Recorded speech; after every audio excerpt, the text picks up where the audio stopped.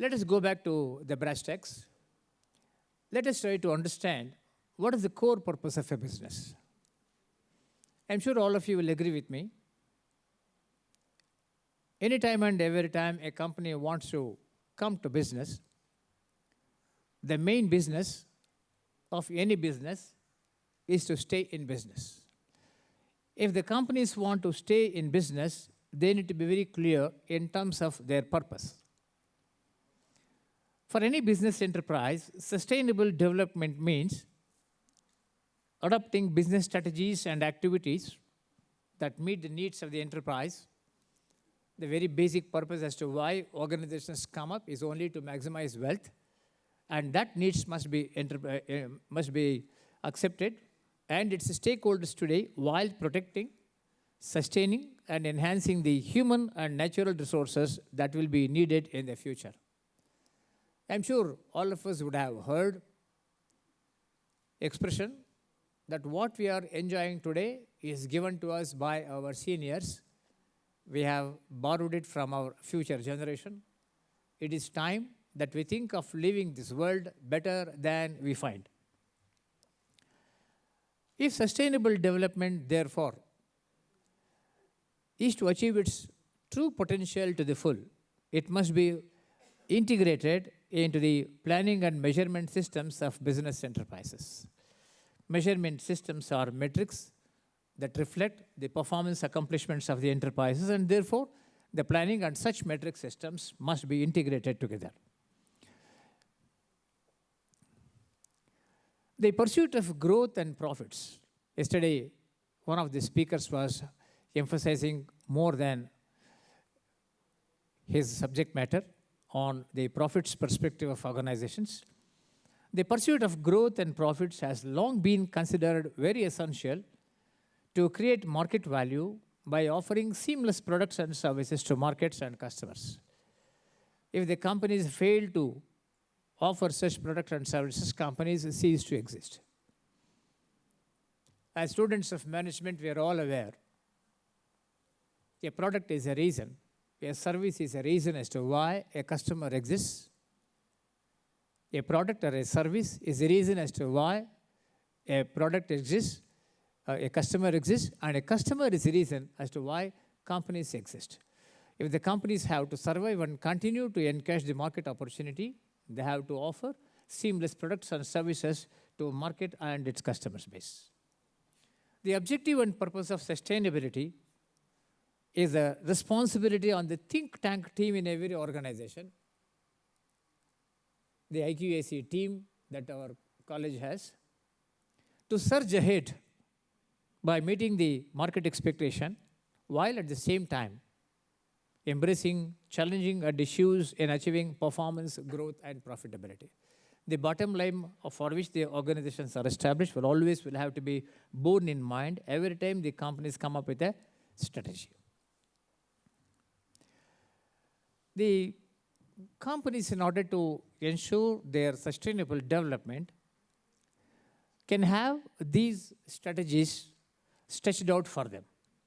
The strategies that will have implications for business, their practical considerations, positive signs of change, enhancing management systems, and management leadership.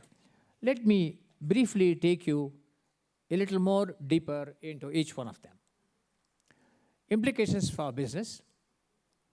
It has become a cliché that environmental problems are substantial and that economic growth contributes to them. The best example that always occurs to me is when a city like Bangalore is expanding horizontally as well as vertically. It has also been creating a huge set of substantial problems to the environment. Once a very popular garden city is also known for garbage city, isn't it? Corporation is finding it very difficult to dispose the amount of garbage that is produced by the city. If there is an improvement and an urbanization at one end, facilitating a lot of urbanization and industrialization, job creation, so on and so forth. On the flip side, it is also creating a lot of pollution problems and a host of them. A common response is a stricter environmental regulation, which often inhibits growth. If the statutory organizations start enforcing more stricter environmental regulations, perhaps all the progress that has been happening will come to a standstill. The result can be a trade-off between a healthy environment on the one hand and a healthy growth on the other. The objective is where we can bring a balance between the two of them. As a consequence, opportunities for business may be constrained for some time because of the enforcement of the stricter conditions.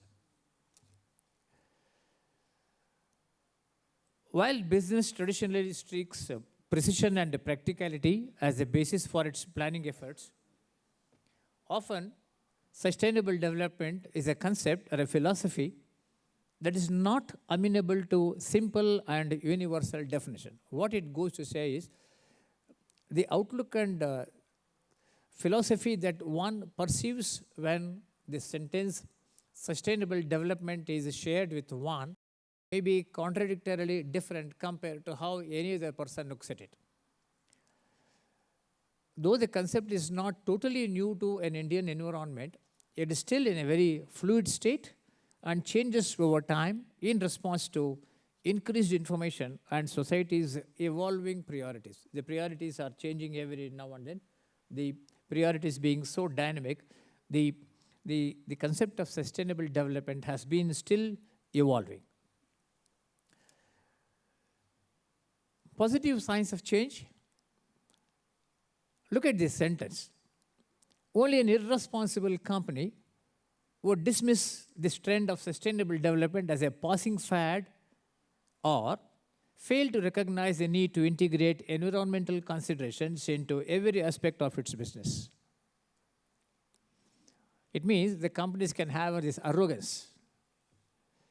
Rather, environmental excellence has to become part of the strategic thinking.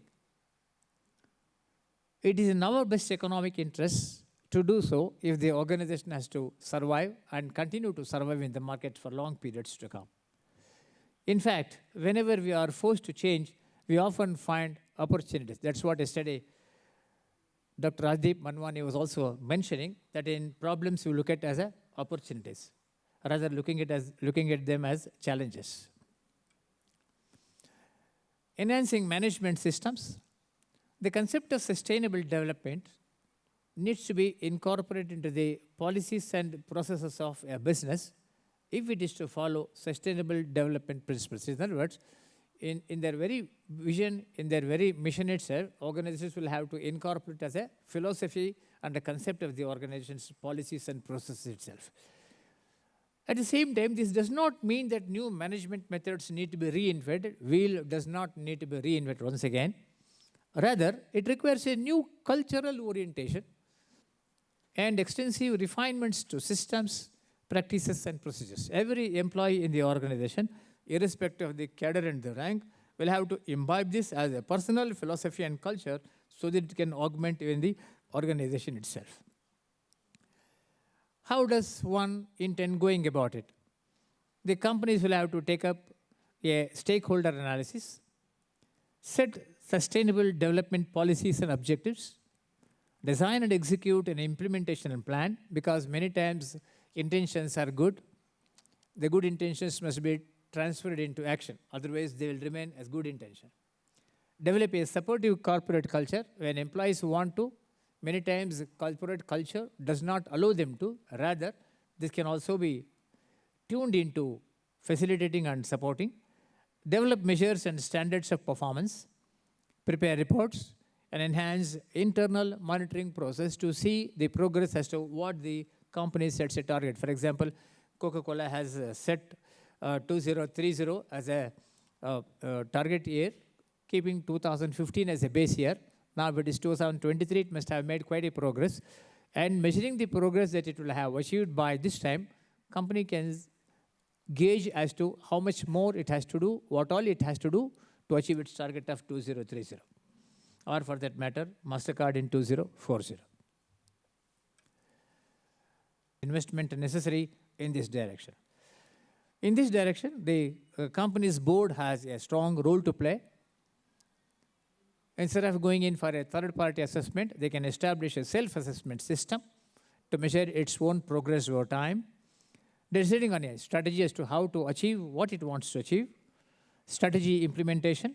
Small business and private company considerations can also incorporate into the management leadership.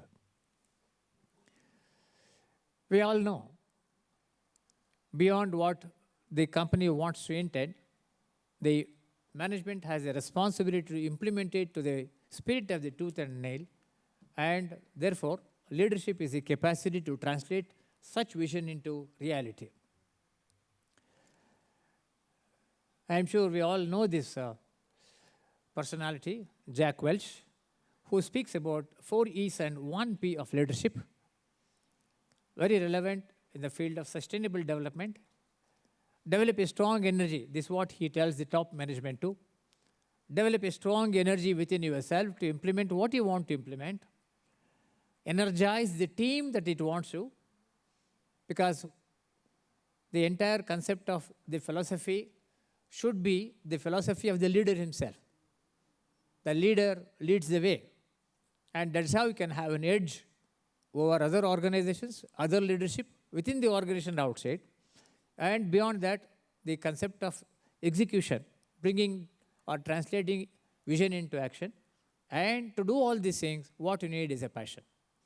It cannot be enforced by somebody else. The passion has to be there within the leader himself.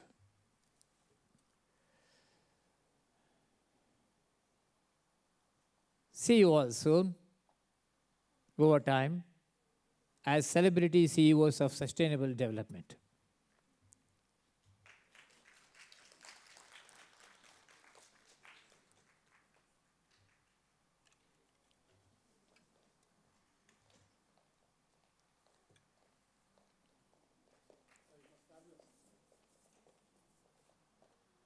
Thank you.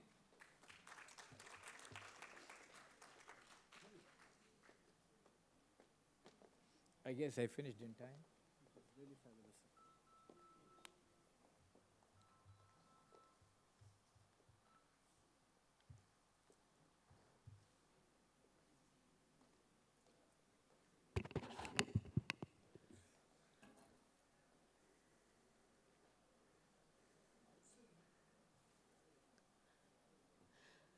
Thank you, Dr. Krishna sir, for such an informative session.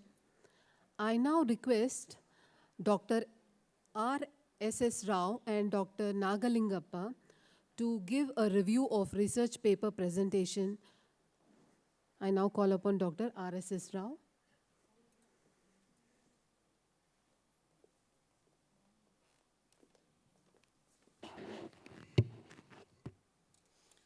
Dignitaries on the dais, off the dais. I think everyone is tired by listening to the words of various speakers from morning. But it's the closure ceremony. We need to bear another 10-15 minutes. So I will not take more than 5 minutes. That assurance I can give you. Guru Brahma, Guru Vishnu, Guru Devo Maheshwaraha, Guru Sakshat Parabrahma, Tasmai Sri Guruve Namaha. Endaro Mahanubhavalu, Andariku na vandanamalu. So, first, as a researcher, one should think that without research, academics is nothing. In higher education, research and academics are two faces of coin. Until and up till we update our research knowledge, because what we get from the books is conceptual knowledge. Research knowledge is day-to-day updatings. That until and up till we update our knowledge, it is incomplete. As a teacher, as a student, if we don't update our day-to-day, innovations or whatever things that are happening in the environment, then our education is incomplete. With that introduction, let me speak something about today's. As a chairperson, whatever things I have experienced from our budding, experienced and experiencing researcher. There are 3 types of papers which I have noticed. One is students. Second thing is persons who are pursuing PhD. Second is persons who have ready to submit their thesis. and another set of people who have completed their PhD, and they never thought that my research is complete. By virtue of getting my PhD degree, my research is complete. So these are all the 4 types of people I observed in yesterday's and today's sessions. I heard some 50 plus papers have come, but based on my observations, I could see certain new innovative papers in the session. Earlier, see, I will tell you, I came from industry 20 years back when I attended with my first paper at Jain University. I was so nervous, I was so disturbed because it was something new to me. But earlier we were, limiting our papers into 3 dimensions, that is finance, HR, marketing. But one wonderful thing today and yesterday what I noticed is, there is not that marking of finance or HR or marketing. As a management researcher, they are focusing on what are all the things that are happening in the environment. Take, for example, digital money. Take, for example, effect of ESG on companies. E stands for environment, S stands for social issues, G stands for governance. See, these are all the innovative type of papers. Then that is, again, customer relationship management, the impact of artificial intelligence on customer relationship management. See, these are all the, titles which we never heard. All these days, if I am correct, we were restricting the papers into 3 dimensions: marketing, HR, finance, then came entrepreneur. So now I am happy that the researchers are